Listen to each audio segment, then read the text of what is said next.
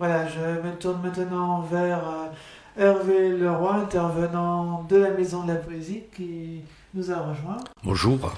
Voilà, nous allons maintenant évoquer deux poètes antillais, Tout à fait, oui. Aimé Césaire et un auteur haïtien, Jean Métellus. C'est bien ça.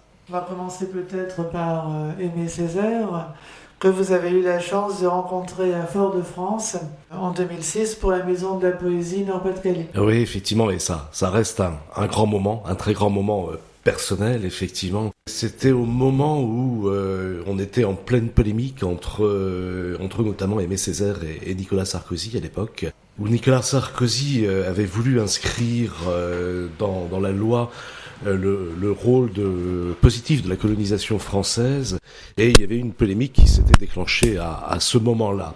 Et donc j'essaye de prendre rendez-vous avec Aimé Césaire à l'occasion d'un voyage touristique que je faisais à Fort-de-France. C'était quelqu'un que je rêvais de rencontrer.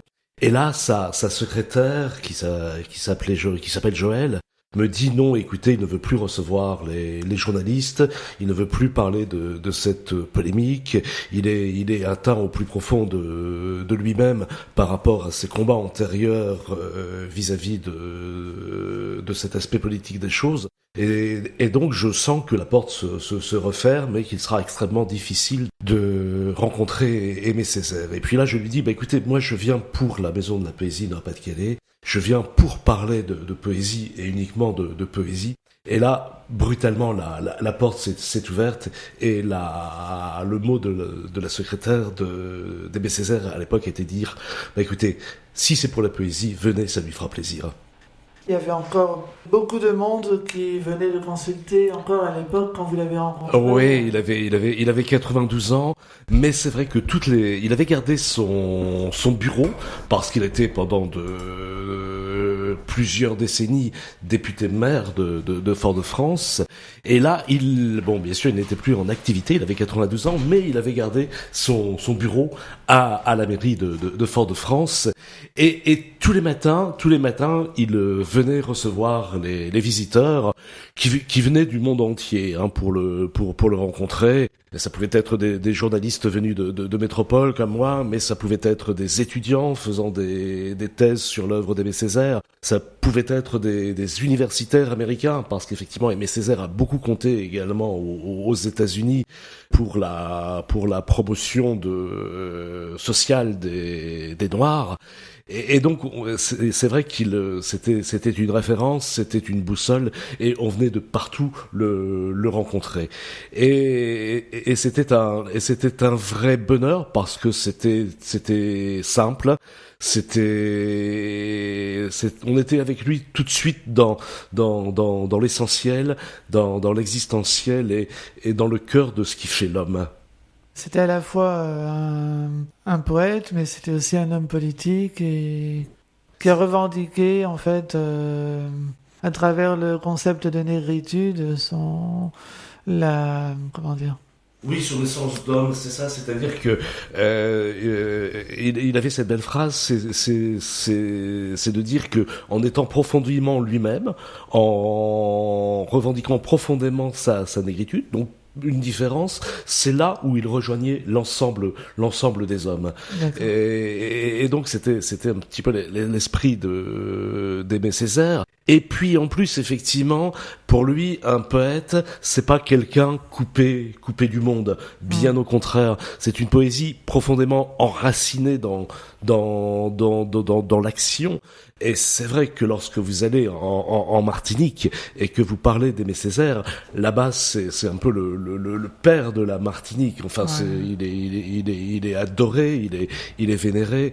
C'est vrai que c'est lui qui a profondément changé la ville de Fort-de-France. Et puis aussi, effectivement, il a appartenu pendant un certain temps au Parti communiste martiniquais, dont il s'est séparé très vite, là également au nom de ses valeurs de liberté, pour revendiquer non pas l'indépendance de la Martinique, mais l'autonomie dans la République française. Et ça a été un petit peu son trait de génie, parce qu'il a sans doute, tout en défendant profondément l'essence même de la Martinique, il a sans doute évité ce qui s'est passé en Haïti ou ailleurs, où effectivement, après l'indépendance, effectivement, les peuples ont extrêmement souffert.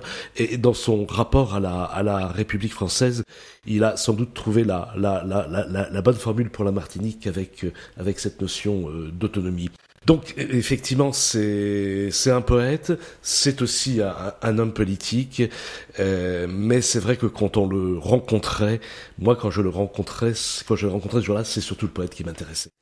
Parmi ses œuvres, si vous deviez recommander une de ses œuvres, qu'est-ce que vous diriez? Le plus connu, bien sûr, c'est Retour au pays natal. Cahier d'un retour au pays natal. Retour au pays natal. Voilà, tout à fait, bien sûr, qui est sa première œuvre, qui est l'œuvre fondatrice.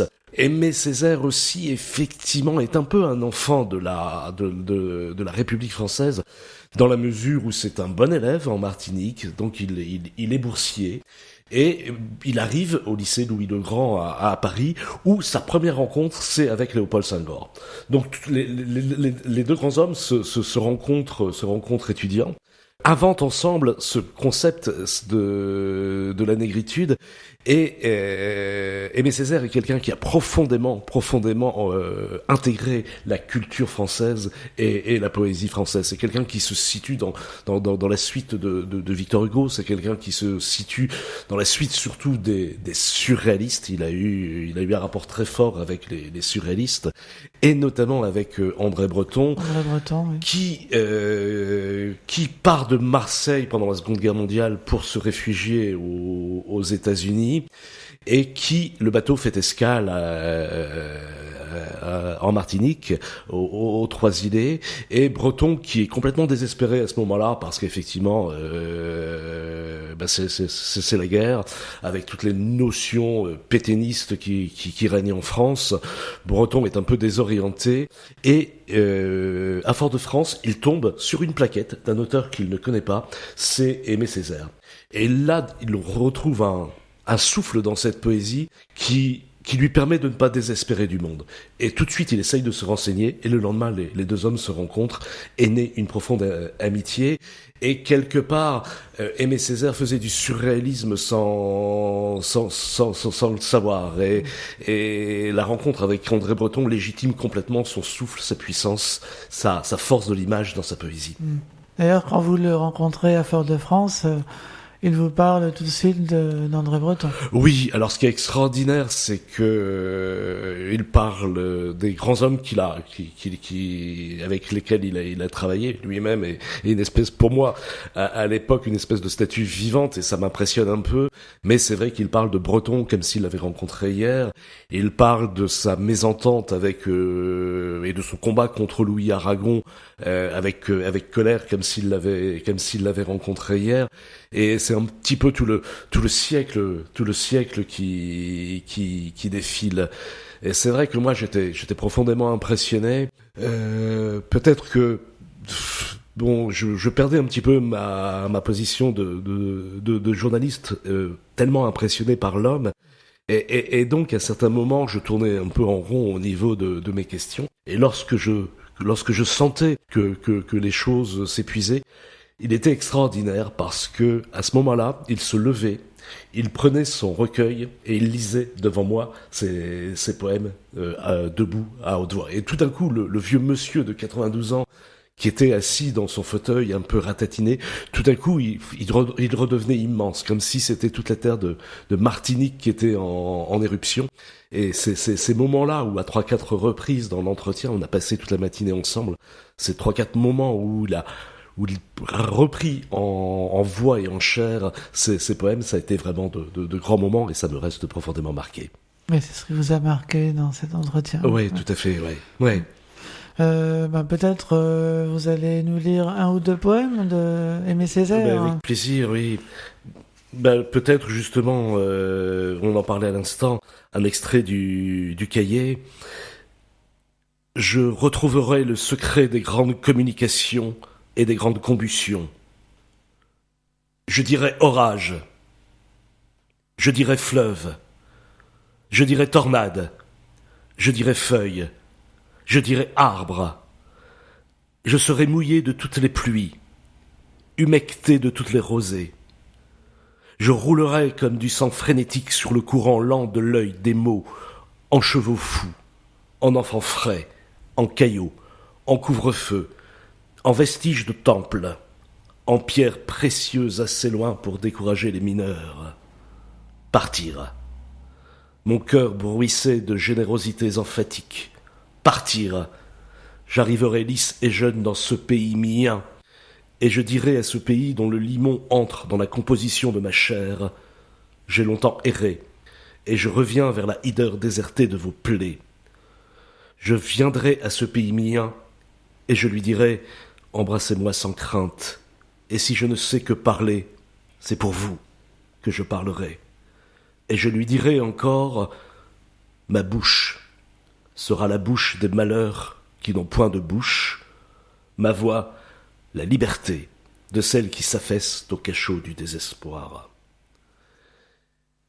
Et on mesure comment le jeune Aimé Césaire, qui écrit ça, qui est aux alentours de un peu plus de 20 ans, entre 20 et 30 ans, comment il écrit ça, il est en métropole, exilé de la Martinique, et on mesure combien il va revenir en Martinique pour s'enraciner à la fois dans cette terre, pour s'enraciner à la fois dans la poésie et dans l'action, et dans effectivement l'action pour tout le peuple martiniquais. Très bien. Alors, vous avez voulu parler également de Jean Métellus, un poète haïtien qui est venu dans la région l'an dernier. Oui, et il y a un parallèle, bien sûr, parce que Jean Métellus, bien sûr, il est haïtien, ce sont les Antilles, et Aimé Césaire a été l'un des premiers à encourager Jean Métellus à écrire. Et là, c'était une autre belle rencontre, un peu dans l'autre sens, parce que c'était Jean Métellus qui était invité à la maison de la poésie Nord-Pas-de-Calais, ici à Beuvry. Ça s'est passé l'an dernier, c'était le 8 juin 2012. Et là également, c'était un grand moment. Physiquement, les deux hommes n'ont rien à voir. Aimé Césaire était quelqu'un d'assez petit, alors que Jean Métellus est un géant. C'est véritablement un géant. Par contre, ils se rejoignent sans doute par la poésie, dans leur écriture, dans le rapport au pays natal, parce que Haïti est très présent également dans l'œuvre de Jean Métellus. Et puis également, je trouve qu'il y a dans la poésie antillaise un foisonnement d'images, un souffle qui correspond à ces terres qui sont des terres volcaniques. Et on retrouve sans doute cette même poésie, ce même flot comme ça qui part et qui au niveau de la poésie est quelque chose de très beau.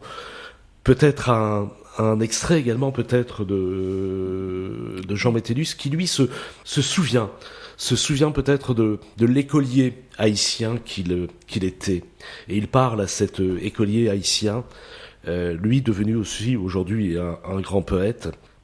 Es-tu sûr de te reconnaître dans les sentiers tracés qui mènent où les hommes tuent? Est-ce que tu ne trahis pas tes pères, Dessalines et Toussaint, Christophe et Péralte?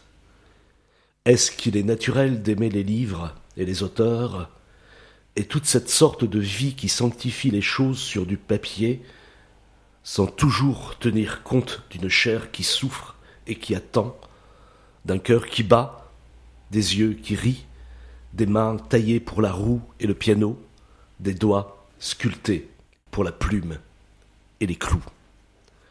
Et donc, Jean Métellus, effectivement, se pose le problème de l'écriture face à la souffrance du peuple haïtien, face au tremblement de terre qu'on a connu, face à ce catastrophe naturelle, et puis aussi pendant des années catastrophe politique avec des dictatures, avec un manque de liberté. Et effectivement, Jean Métellus reprend en charge tout ça par l'écriture et se pose aussi des questions de comment écrire écrire tout ça. Ok. Et il a rencontré, Jean Métellus, des écoliers de la commune de Cambrin, près de Béthune. La première fois, sans doute, que les enfants voyaient un poète dont le nom figure dans le dictionnaire. C'est toujours un peu ça quand vous rencontrez des enfants. Un poète, d'abord, c'est un poète vivant, ça n'existe pas. Parce que les poètes sont morts, ils sont dans les livres. Donc un poète vivant, c'est toujours très très très curieux. Et justement, une des actions de la Maison de la Poésie, c'est de permettre à des enfants, à des jeunes gens, à des adolescents, de rencontrer les poètes d'aujourd'hui, les poètes qui écrivent aujourd'hui.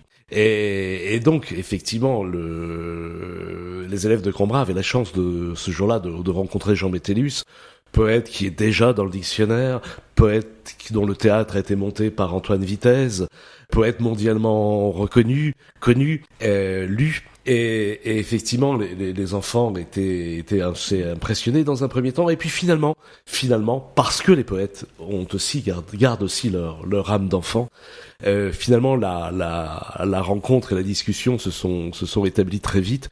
Et il y a eu de très beaux moments. Le soir également, il y avait une rencontre avec les poètes de la région.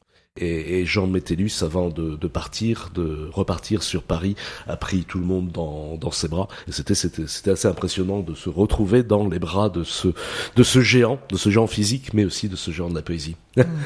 Et donc, il est venu à la Maison de la Poésie. On va rappeler l'adresse de la Maison de la Poésie, ça sera l'occasion de le rappeler. Oh oui, Maison de la Poésie, donc Nord-Pas-de-Calais, 37 rue François Galvert, domaine de Bélanville, 62 660 Beuvry. Voilà. Et donc, si on veut en savoir plus sur Jean Métellus, il y a également un site internet, c'est jeanmetellus.com, je crois. C'est ça, c'est www.jeanmetellus, tout collé, JEANMETE2LUS.com, effectivement. Et pour découvrir l'œuvre de Jean Métellus, effectivement, c'est un site extrêmement bien fait où on retrouve toute la poésie de Jean Métellus. Ok, très bien. Peut-être relire un dernier texte d'Aimé Césaire pour se quitter. Oui, un petit texte, oui, avant de se quitter, oui. Allez-y. Moi qui Krakatoa, moi qui tout mieux que Mousson, moi qui poitrine ouverte, moi qui Laylap, moi qui belle mieux que cloaque, moi qui hors de gamme, moi qui Zambèze, ou frénétique, ou rombe, ou cannibale, je voudrais être de plus en plus humble et plus bas, toujours plus grave, sans vertige, ni vestige, jusqu'à me perdre, tomber dans la vivante semoule d'une terre bien ouverte. Le vent, hélas, je l'entendrai encore. Nègre, nègre, nègre, depuis le fond du ciel immémorial. Un peu moins fort qu'aujourd'hui, mais trop fort cependant. Et ce fou hurlement de chiens et de chevaux qu'il pousse à notre poursuite toujours marronne, mais à mon tour, dans l'air, je me lèverai. Un cri, et si violent que tout entier j'éclabousserai le ciel, et par mes branches déchiquetées, et par le jet insolent de mon fût blessé et solennel, je commanderai aux îles d'exister. Très bien, merci beaucoup Hervé Leroy. Merci à vous.